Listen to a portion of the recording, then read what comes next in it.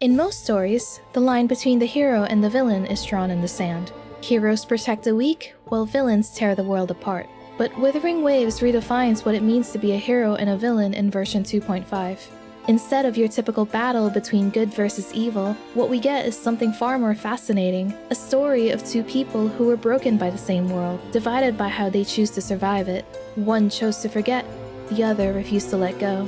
The game never tells us which one of them is right, but rather it shows us why both are justified and dangerously flawed. And when they inevitably crash into one another, the result isn't just a fight. It's a tragedy that shatters our romantic ideals of heroes and villains, leaving us with nothing but heartbreaking shades of grey. Because here's the thing, sometimes the hero and the villain aren't who we think they are at all. They can make mistakes, stumble in their convictions, and show us that even heroes and villains bleed the same. They're different in all the ways that matter, but they're also more alike than they'd ever admit.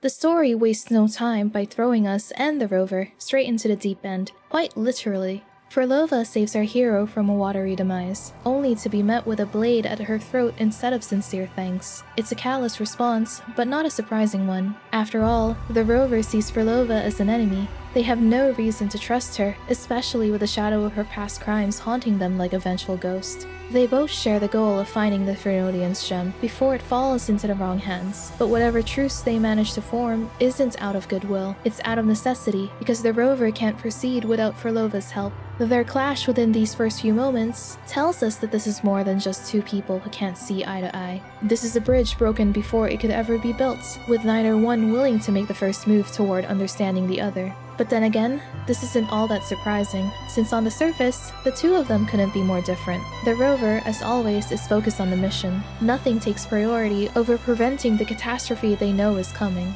A goal so important that it eclipses everything, including themselves. The rover even chose to sacrifice their own past before the game began, forgetting every bond, every promise, and every relationship that once defined them. They willingly chose to cut away the parts of themselves that could slow them down, regardless of who they were leaving behind. But where the rover discards the past like trash, Phrolova wears hers like armor.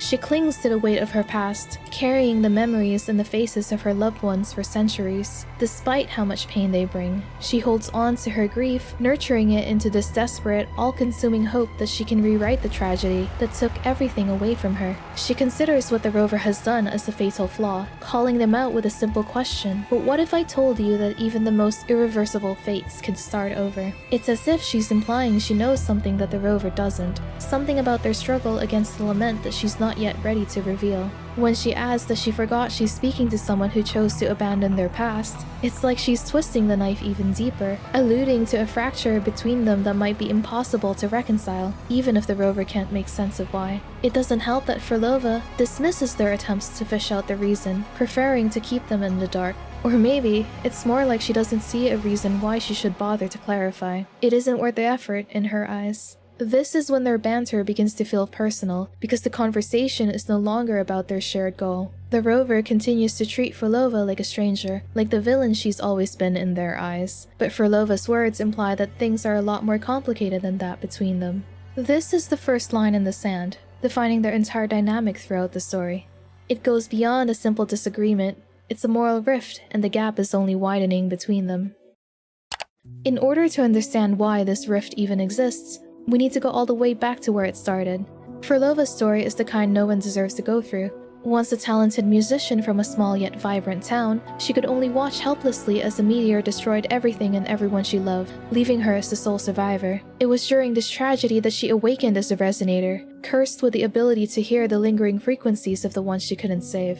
Every note she heard reminded her of who she had lost, driving her to desperately search for a way to bring them back. She continued to perform all throughout this time, turning her grief into music, a requiem for the dead that no one truly understood, until she met the rover. And this wasn't the callous, mission-driven rover who only cared about retrieving the Thrionodian gem and nothing else. This was who they used to be before they erased their memories. This was a version of the rover who listened to her symphony. They understood the meaning behind her music and recognized the pain woven into the melody. Their conversation brought her solace, something she hadn't experienced in such a long time. Finally, she felt seen. She felt a connection that she once thought was no longer possible. The rover had given her a different way to look at things, another path to consider if the world truly couldn't be changed. They also promised to listen to her song when it was finally complete.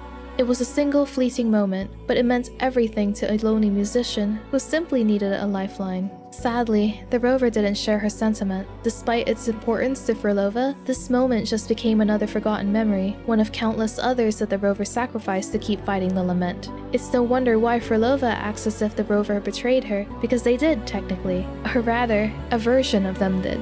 The betrayal cuts deeper when you remember what the rover once said to her. "Every promise matters. Once I make one, I'll see it through, no matter the cost." But it seems the cost didn't include sacrificing the greater good, because that would always take precedence over everything else. And what makes this even more impactful and painful is the fact that both we, the players, and Phrolova still don't know why the rover was able to discard their promise so easily. Sure, we know that solving the lament is important to the rover, and that having a blank slate might give them a different perspective over a problem they couldn't solve. But it's hard to say whether this is a noble sacrifice to save the world, or if this is just someone's attempt to run away from countless failures that they didn't know how else to deal with. The game never gives us the answer, but maybe that's the point. The ambiguity allows us to share Phrolova's frustrations, because we can't tell if the rover made the right choice either.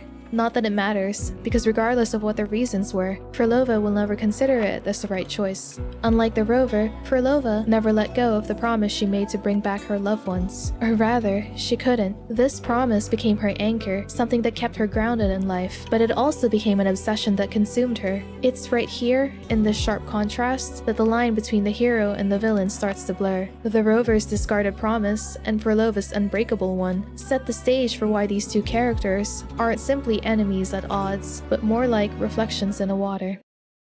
Because when you strip away the titles of hero and villain, the rover and Phrolova are revealed to be something far more compelling. They are two people yelling at their own reflections, unable to recognize the hypocrisy in their words and actions. In literary terms, you would call them foils. And a foil isn't just an opposite. Rather, it's a character whose traits reflect the other's strengths and flaws in reverse, making them impossible to ignore. The rover's willingness to throw everything away to protect the future is a strength that not many know how to take advantage of. They've effectively given themselves a second chance to start over, to find a different way to save the world from the lament. However, this also exposes their greatest flaws. They can easily make the hard calls, because they don't have to worry about anything that might compromise the mission, but it's an incredibly lonely way to live.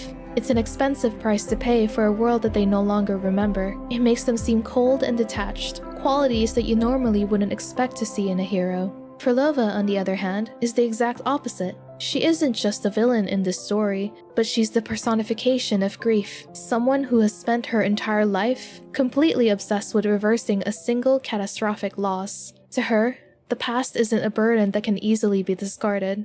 It's all she has left, and she's never letting go of it. This makes her sympathetic in our eyes, because we understand that everything she's done so far is because of the tragedy she experienced. It makes her incredibly human, even if this doesn't absolve her of her crimes. While her actions may be out of love, it's also an unwillingness to accept reality, an unwillingness to let go of the past so that the dead can finally rest. But she isn't the only one struggling with this.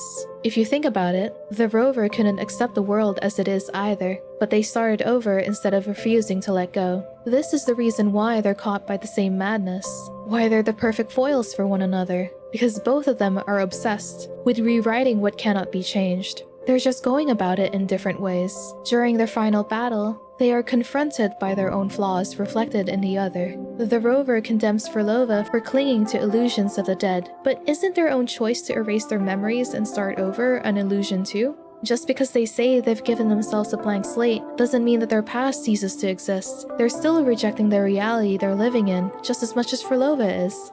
Phrolova accuses the rover of discarding everything that makes them human, but she's the one devaluing human life by trapping the lingering fragments of her loved ones in a fake paradise. She has also sacrificed countless others in her desperation to achieve her goal, because frequencies are more important to her than actual human lives. And when the rover insists that Phrolova's path leads to her destruction, she throws that right back at them by claiming that their path is even more meaningless because they have already led themselves to their own ruin. They just can't remember it anymore. Are you beginning to see the pattern here? Every single argument is reflected back with equal weight because their accusations apply to themselves too. Both are convinced they're doing what's best, condemning the other as hypocritical and consumed by madness. And the truth is, they're both right and wrong. Together, they expose each other's contradictions in a way no other characters are capable of.